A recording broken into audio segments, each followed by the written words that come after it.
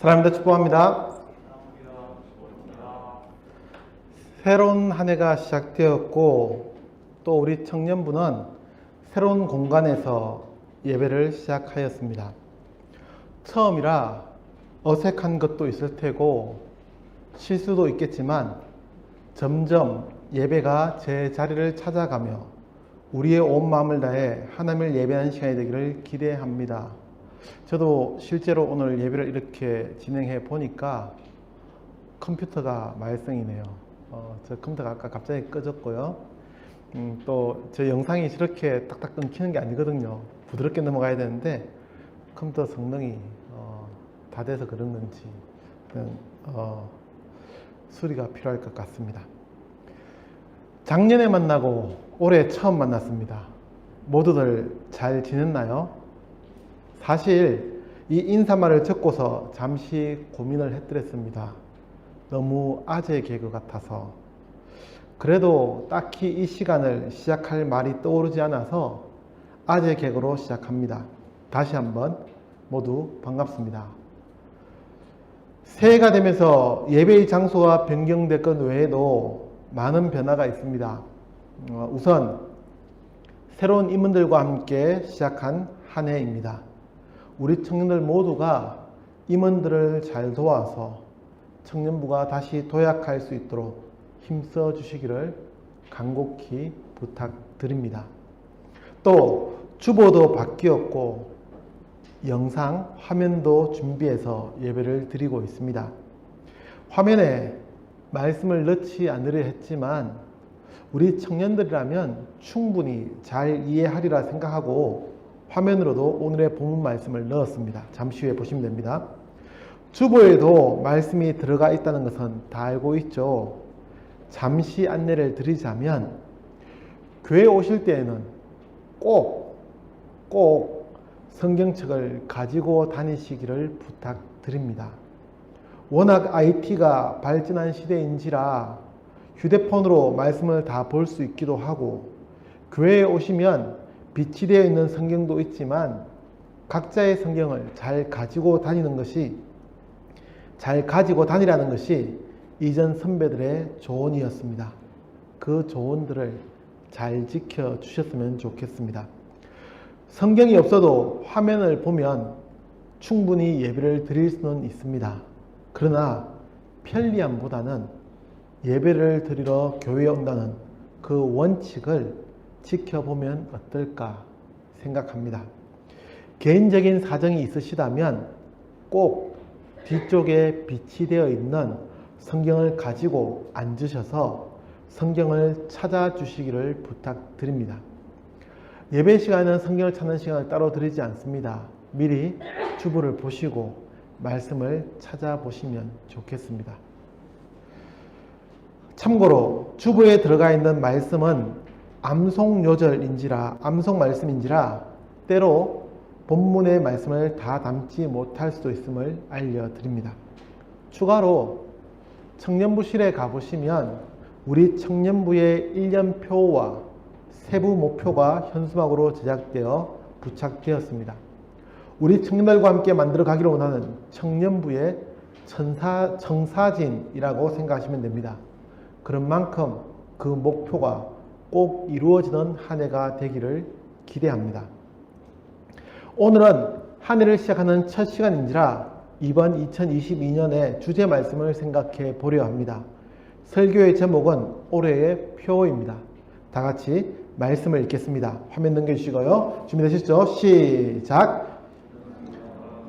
빛을 발하라. 이는 내 빛이 이르렀고 여호와의 영광이 내 위에 임하였음이니라. 이사야 60장 1절 말씀. 아멘. 이거는 설명 안 드렸네요. 예. 이사야 60장 1절의 말씀은 우리가 너무나 잘 아는 말씀입니다. 우리 청년들도 이 말씀에 대해서 이미 여러 차례 설교를 들어보셨으리라 생각합니다.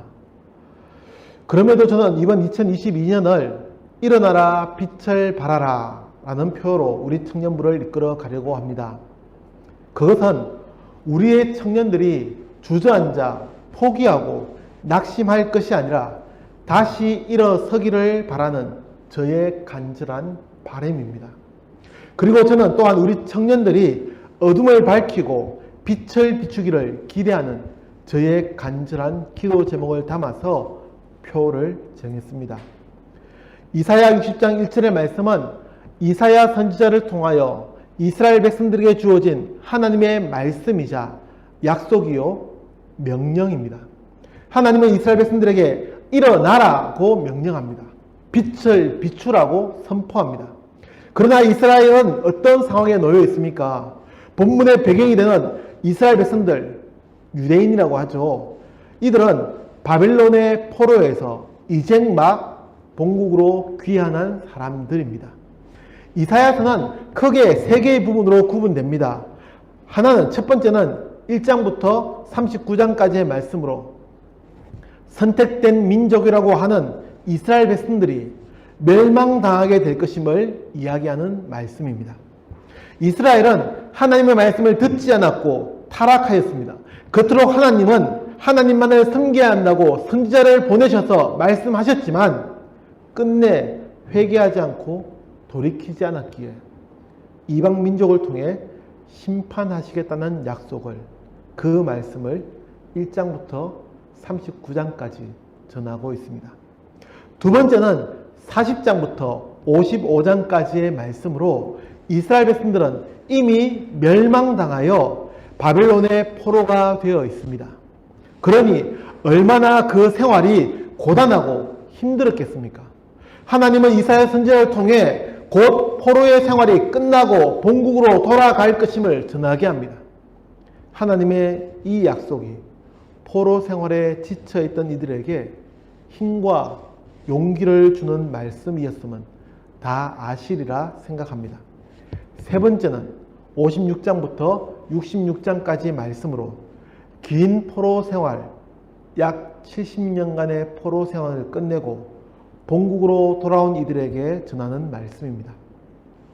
포로의 생활은 끝이 났지만 본국으로 귀환하여 생활하는 것은 결코 녹록지 않았습니다. 성전뿐만이 아니라 성벽도 무너졌고 주택도 온전하지 않았습니다. 원래 농사를 지을 땅도 넉넉지 않았지만 그 농토마저도 폐허처럼 변해 있었습니다. 참으로 절망스러운 위기에 빠진 이들에게 하나님은 새로운 창조를 약속하시며 하나님의 구원을 선포합니다. 중요한 것은 이사야 선지자가 활동하던 시기는 이 모든 것이 아직 이루어지지 않았던 시기였습니다. 바벨론보다는 아수르의 힘이 더 강하던 시기였고 외세의 힘 앞에서 점점 쇠퇴하여 가던 남유다의 상황이었습니다. 그런 상황에서 이사야 선지자는 앞으로의 일들을 선포하면서 하나님의 약속, 희망의 말씀을 전하는 것입니다. 여전히 남유다는 위기에 빠져있는 약소국이었습니다. 가진 것도 변변치 않는, 또 하나님의 선지자를 통해 전해지는 말씀은 심판이고 고통의 말씀이었습니다. 그럼에도 우리가 함께 읽은 본문의 말씀은 무엇이라고 합니까? 일어나라는 겁니다. 힘도 없는데, 가진 것도 없는데, 더구나 이사야 60장의 배경으로 하는 시대는 포로기 이후의 상황인데, 그런 상황에서 어떻게 일어나라고 말할 수 있습니까? 네. 이토록 우리 청년들이 살아가는 이 시대에 3포 세대, 5포 세대를 넘어 이제는 M포 세대라고 불리는 이들에게 어떻게 희망을 이야기할 수 있을까요? 우리가 가진 가능성, 우리가 가진 것들만을 바라보면 절대 희망을 가질 수가 없습니다. 그러나 하나님이 함께 하시기에, 하나님이 우리와 함께 하시기에 우리는 다시 일어서야 합니다. 우리 청년들은 태양과 달의 가장 큰 차이가 무엇인지 알고 있죠. 질문이 불명확하니까 이렇게 표현해 보죠. 항성과 행성 혹은 항성과 위성의 차이가 무엇이라고 생각합니까? 항성은 스스로 빛을 내는 별입니다. 태양처럼. 그러나 행성이나 위성은 스스로 빛을 내지 못하고 항성의 빛을 받아서 전하는 역할을 합니다. 태양은 빛과 열을 뿜어내지만 달은 스스로 빛과 열을 뿜어낼 수가 없습니다. 밤하늘에 달이 밝게 보이는 것은 태양의 빛을 받아 반사하기 때문입니다. 이 시대를 사는 우리, 그리고 함께 읽은 본문의 배경이 되는 유대인들은 결코 항성이 될 수 없습니다. 그러면 어떻게 빛을 발할 수가 있습니까? 이어지는 말씀을 보시면 이는 내 빛이 이르렀고 여호와의 영광이 내 위에 임하였음이니라 라고 합니다. 하나님께서 우리에게 빛을 비추어 주고 있으므로 우리는 일어나 빛을 비출 수가 있다는 말씀입니다. 우리가 가진 빛이 아니라 하나님께서 빛을 비추어 주시기에 우리는 빛을 비출 수가 있습니다. 아니, 빛을 비추어야 한다는 말씀입니다. 시대가 참으로 힘겹습니다. 그 와중에 코로나 전염병은 우리를 더 힘들게만 합니다. 이런 시대를 사는 청년 여러분, 이번 2022년은 반드시 다시 일어서는 한 해가 될 것입니다. 이번 한 해는 하나님이 우리를 통해 세상을 밝히는 한 해가 되기를 기대합니다. 우리의 가능성이 아니기에 낙심할 필요도 절망할 이유도 없습니다.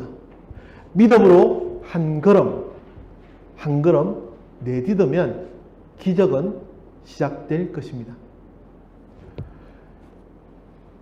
3000여 년 전 유대인들에게 희망의 말씀이 되었던 이 이사야 60장 1절의 말씀이 이 시대를 살아가는 우리 청년들에게 희망의 말씀이고 약속의 말씀이 되기를 기대합니다. 우리 청년들의 작은 행동 하나가 우리 청년부를 새롭게 할 것이고 이 시대를 변화시켜 나갈 것입니다. 이 이사야 60장의 말씀이 절망에 빠진 유대인들에게 희망의 약속이 되었던 것처럼 우리 청년들에게도 희망의 약속이 되기를 간절히 기도합니다. 기도하겠습니다. 살아계신 하나님, 포로기를 끝내고 본국으로 돌아왔지만 가진 것도 없고 할 수 있는 것도 없던 유대인들에게 일어나라고 빛을 비추라고 말씀하셨습니다. 하나님께서 함께 하시기에, 하나님께서 빛을 비춰주시기에 일어날 수 있고 빛을 비출 수 있다는 약속의 말씀이었습니다. 하나님, 이 말씀이 힘겨운 시대를 살아가는 우리 청년들에게 약속의 말씀이요 희망의 말씀이 되게 하여 주옵소서. 우리 청년부가 더 이상 나약한 모습이 아닌 다시 창공을 향해 날아오르는 2022년 한 해가 되게 하여 주옵소서. 예수님의 이름으로 기도합니다. 아멘.